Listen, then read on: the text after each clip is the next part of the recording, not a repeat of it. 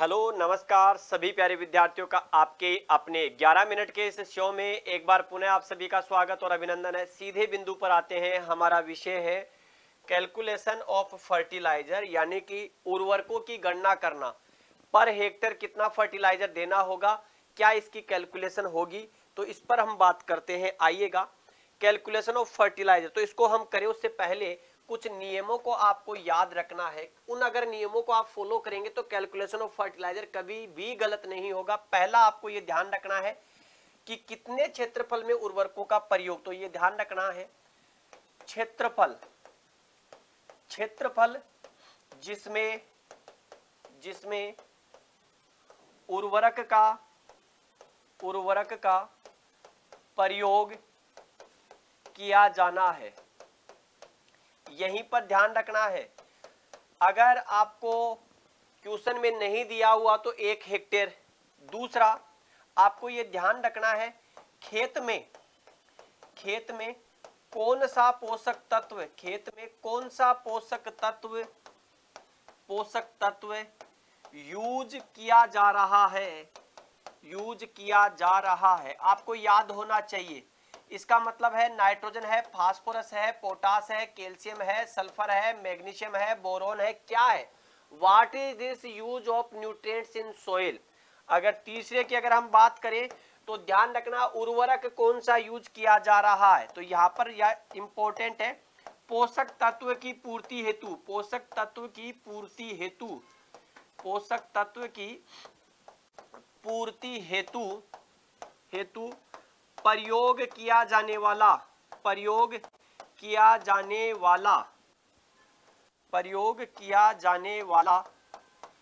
उर्वरक, तो आपके पास फर्टिलाइजर कौन सा है। तीसरी, अब इसका मतलब क्या है, इसका मतलब है आप यूरिया प्रयोग कर रहे हैं, इसका मतलब है आप एमओपी यूज कर रहे हैं, इसका मतलब एसएसपी, डीएपी आप क्या प्रयोग कर रहे हैं। अगर नंबर 4 की अगर हम बात करें तो प्रयोग किए जा रहे फर्टिलाइजर में खेत में दिए जाने वाले पोषक तत्व की प्रतिशत मात्रा क्या है। तो चौथा है, आप यहां पर लिखिएगा कि उर्वरक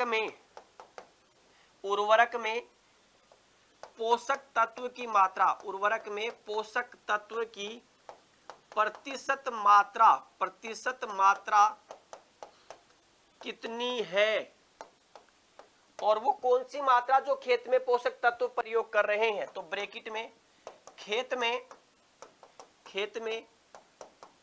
प्रयोग किए जाने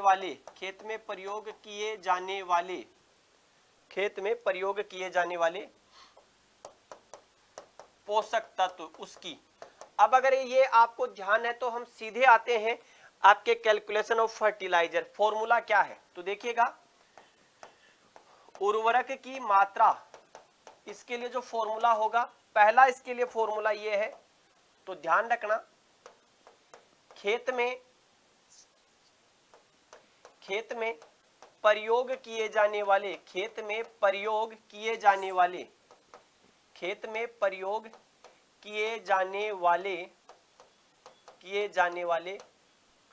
पोषक तत्व की मात्रा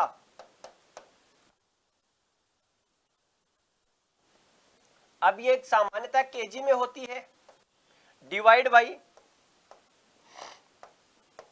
उर्वरक में पोषक तत्व की प्रतिशत मात्रा, उर्वरक में पोषक तत्व की प्रतिशत मात्रा और गुणा 100। ये निकालने के बाद सीधे हेक्टेयर से गुणा कर सकते हैं, एरिया से गुणा कर सकते हैं, या यहीं पर आप एरिया से मल्टीप्लाई कर सकते हैं, ये ध्यान रखना। आइएगा, पहला सवाल सिंपल सा सवाल है, 100 केजी नाइट्रोजन प्रति हेक्टेयर देने के लिए कितने यूरिया गोल्ड की आवश्यकता होती है। तो ये नाइट में मैंने आपको यूट्यूब पर भी करवाया था, आपको पता होगा।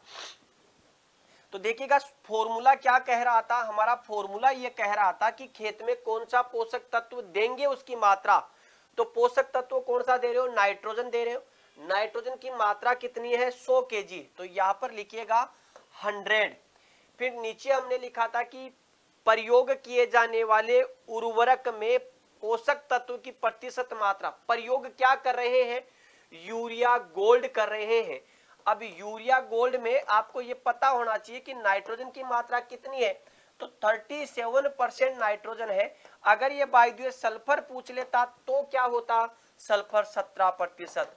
तो यहाँ पर नाइट्रोजन प्रयोग कर रहे हैं तो नाइट्रोजन की ही मात्रा बतानी है, कितनी है, 37% है, और गुणा कर लो 100 से, ये ध्यान रखना है आपको, ठीक है।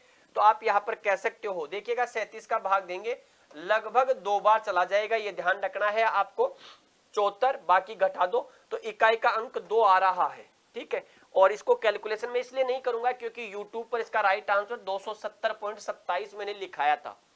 अगर यही सवाल पूछ लेता कि 100 केजी नाइट्रोजन देने के लिए कितना यूरिया, तो यूरिया में कितना है, 46 है, और गुणा इसको क्या कर देते, 100 से कर देते, ये ध्यान रखना। और इसका जो राइट आंसर जो आपका आना था वो फटाक से का आपका राइट आंसर जिसको कह सकते हैं डिवाइड बाई 46, तो 217 जिसको कह सकते हैं, इसको गुणा काट दे तो 2.17, मोटा मोटा 217 केजी आपका आ जाता है, ये ध्यान रखना। तो कोई गड़बड़ नहीं थी। अगला देखिएगा, अगला सवाल क्या है, 80 केजी पोटास प्रति हेक्टेयर देने के लिए कितने म्यूरेट ऑफ पोटास की आवश्यकता होगी, वही फॉर्मूला इस्तेमाल करना है क्या। कौन सा पोषक तत्व दे रहे हो, तो दिया जाने वाला पोषक तत्व जिसको कह सकते हैं, ठीक है। पोषक तत्व कितना, कौन सा पोषक तत्व, तो 80 केजी जिसको कह सकते हैं आपके, तो 80 केजी क्या है, ध्यान रखना, पोटास, तो पोटास की मात्रा 80 केजी कौन से उर्वरक से दे रहे हो, म्यूरेट ऑफ पोटास से। तो एमओपी की मात्रा कितनी है, 60, क्योंकि 60%, ये ध्यान रखना, आपको पता है कि एमओपी में पोटास की मात्रा कितनी होती है, 60%, तो 60 गुणा 100, तो यहां पर देखिएगा कट गया, ये 2 से काटोगे 3 और 2 से काटोगे 4, तो 400 में 3 का भाग दे लो, 3 एकम 3, 10, 3 एकम 3, 3 एकम 3, 133, तो ये रहा राइट आंसर, ठीक है। अगला देखो, यहां पर सवाल है, एक किसान अपने खेत में 120 केजी नाइट्रोजन, 60 केजी फास्फोरस और 40 केजी पोटेशियम प्रति हेक्टेयर की दर से यूरिया, डीएपी और एमओपी का प्रयोग करता है। तो बताओ यूरिया, डीएपी और एमओपी की मात्रा, एक एक करके देख लो। पहले क्या दे रहा है, एक किसान अपने खेत में 120 केजी नाइट्रोजन, तो नाइट्रोजन को किससे दे रहा है, यूरिया से। तो देखिएगा 120 डिवाइड बाई यूरिया में 46 गुणा 100, फिर क्या कर रहा है, 60 केजी फास्फोरस दे रहा है, तो यहां पर 60 केजी फास्फोरस दे रहा है, और यहां पर किससे दे रहा है, डीएपी से। तो डीएपी में फास्फोरस की मात्रा कितनी, 46 गुणा 100, फिर क्या कर रहा है, 40 केजी पोटास, किससे, एमओपी से, तो 40 डिवाइड बाई 60 गुणा 100। तो यहां पर देख लीजिएगा आपका जो आंसर आएगा वो क्या है, तो 120 डिवाइड बाई 46, तो 260 इसका राइट आंसर, ठीक है। 120 डिवाइड बाई 46, ठीक है, एक मिनट, 120 डिवाइड बाई 46, ठीक है। तो इसका 260, मैं देख लूंगा अभी, 260 केजी क्या कमी होगी। फिर अगला देखो, 60 डिवाइड बाई 46, तो यहां पर 130। अगला देखो,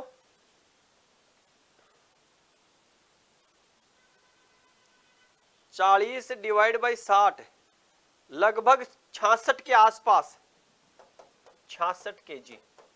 अब यहां पर देखो ये डीएपी, अब आपको पता है डीएपी 130 आपने क्या किया, प्रयोग किया, तो 130 केजी में, 130 केजी में आपको क्या दिखाई देगा, 130 केजी में अगर आप देखेंगे तो 130 केजी में 18% नाइट्रोजन भी तो है।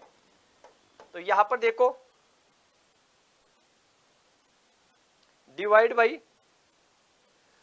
तो 23.40, तो यहां पर 23 इससे माइनस कर दो, 7 3 237,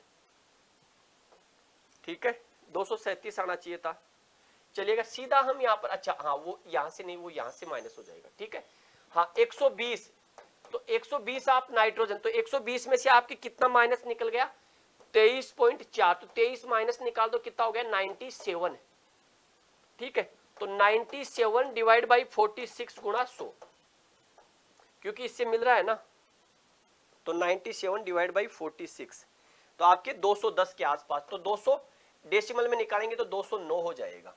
तो 209 ये रहा। यहां पर ध्यान रखना डबल यूज हो रहा है ना डीएपी में। डीएपी में नाइट्रोजन भी है और फास्फोरस भी है। अगर आप यहां से डीएपी में नाइट्रोजन की जो एक्सिस मात्रा उसको नहीं निकालेंगे तो 120 से प्लस हो जाएगा। इसलिए हमने पहले ही क्या है डीएपी को कैलकुलेट कर लिया। 130 केजी डीएपी में आपके 18% नाइट्रोजन पाई जाती है, तो इसमें लगभग 23 पॉइंट समथिंग है। तो इस 23 पॉइंट समथिंग को हम क्या कर देंगे, माइनस कर देंगे। ये ध्यान रखना आपको, ठीक है। 20 का राइट आंसर हो जाएगा, ये ध्यान रखना आपको। अगला सवाल, यदि गोपाल अपने धान के खेत में 60 किलोग्राम नाइट्रोजन प्रति हेक्टेयर की दर से देना चाहता है, तो यूरिया की 5 हेक्टेयर में 60 केजी नाइट्रोजन दे रहा है। 60 डिवाइड बाई 46 गुणा 100 गुणा 5 कर लो आपके यहीं पर, क्योंकि 5 हेक्टेयर का है ना। तो यहां पर आप सीधे देख सकते हो क्या राइट आंसर आ जाएगा, 6 पंजे 30, 300 डिवाइड बाई 46, तो 652। ठीक है, लगभग 652 इसका राइट आंसर आ जाएगा, ये ध्यान रखना। ठीक है, तो ये था हमारा आज के सेशन का 11 मिनट का शो। और आपके लिए सवाल पेंडिंग छोड़ के चला जाता हूं, ये वाला राइट आंसर बताना है क्या है। 120 केजी प्रति हेक्टेयर नाइट्रोजन की दर से 10 हेक्टेयर में कितना यूरिया की मात्रा आवश्यकता होगी। अगर क्लास अच्छी लगी हो, वीडियो अगर अच्छा लगा हो 11 मिनट का ये सेशन, तो क्लास को लाइक और जरूर शेयर करें। आप आगे आने वाले टॉपिक्स में क्या पढ़ना चाहते हैं और किस विषय के बारे में पढ़ना चाहते हैं, वो भी कमेंट बॉक्स में आप कमेंट लिख करके बता सकते हैं। जितने भी कमेंट्स आप करते हैं उन्हीं विषयों और उन्हीं टॉपिकों को लेकर के मैं आपके साथ जुड़ता हूं। तो आज के लिए इतना ही। सभी को राम राम, जय हिंद, जय भारत, बेस्ट ऑफ लक।